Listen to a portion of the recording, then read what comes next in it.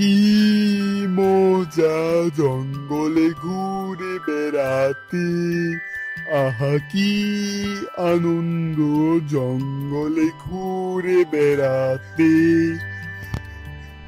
আরে কাক পণ্ডিত যে, আজকাল তো তোমার দেখাই পাওয়া যায় না, তা আছো কেমন? কা কা ভালো আছি বন্ধু, তুমি কেমন আছো? আমি ভালো, তুমি? কা কা ভালো আছি বন্ধু। কলা বাগানে যাচ্ছি কলা আনতে, আর তোমাদের জন্য একটা সুখবর আছে। কি সুখবর?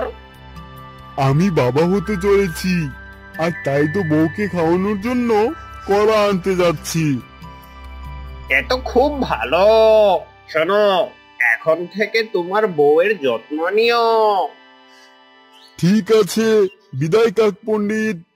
কি অবস্থা বন্ধু বান্টি, কেমন আছো? আমি ভালো, তুমি? আমিও ভালো। এত কলা নিয়ে যাচ্ছ কোথায়? চলো দুই বন্ধু মিলে কলা খাই।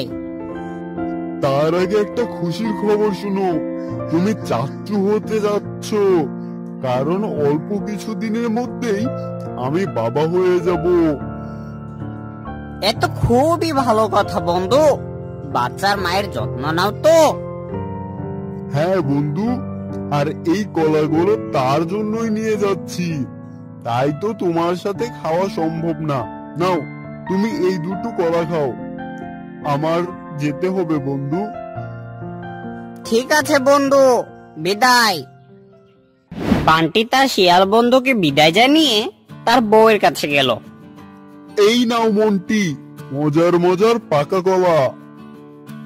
বাহ, অনেক সুন্দর তো দেখতে, নাও তুমিও খাও। কিছুদিন পর তাদের একটা বাচ্চা হলো।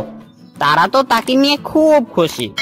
তারা তাকে নিয়ে খেলাধুলা করত আর দুষ্টামি করত, আর এভাবেই তাদের দিন কেটে যেত। কিন্তু হঠাৎ একদিন এই বানরগুলো সারাদিন অনেক মিষ্টি মিষ্টি খাবার খায়, তো এই বানরগুলোর মাংস নিশ্চয়ই ঘাস খাওয়া জেব্রা মহিষের তুলনায় অনেক বেশি মজাদার হবে, আর ওই কচি বাচ্চাটার মাংস তো আরো মজার হবে। না, আজ রাতেই আমার কিছু একটা করতে হবে, আজ রাতেই আমার এই বাচ্চাটাকে চুরি করতে হবে। বানরের বাচ্চার শরীরে এত জোর ছিল না, তাই চিতা বান্টির থেকে লুকিয়ে বান্টির বাচ্চাকে রাতে চুরি করার বুদ্ধি করে চলে গেল। কি গো, আমাদের বাচ্চা কোথায়? আরে কি বলো, সাত সকালে যাবে কোথায়? তুমি এদিকে আশপাশ খুঁজো, আমি আমার বন্ধুদের সাথে মিলে পুরো জঙ্গল খুঁজে দেখছি। বান্টি শিয়াল আর কাককে নিয়ে সকাল থেকে বিকেল পর্যন্ত তারা বাচ্চাকে খুঁজলো, কিন্তু পেল না। তখনই কাক এসে বলল, কা কা আমি তোমার বাচ্চাকে খোঁজার সময় পেঁচা বলল কাল রাতে এদিকে চিতাকে আসতে দেখেছে। আমার মনে হয় সেই এই কাজটা করেছে। এটা চিতার কাজই হবে কাক পণ্ডিত, কারণ শিকারীদের মধ্যে একমাত্র চিতাই গাছে উঠতে পারে। বান্টি এতটুকু বলে আর কিছুই বলতে পারলো না। সে চুপ করে বসে থাকলো। এভাবে অনেকক্ষণ কেটে গেল। কিছুক্ষণ পর শিয়াল বলল, চিতা কাজটা অনেক খারাপ করেছে। না, আমাদের এভাবে বসে থাকলে চলবে না। চিতাকে উপযুক্ত শাস্তি দিতে হবে। শোনো সবাই।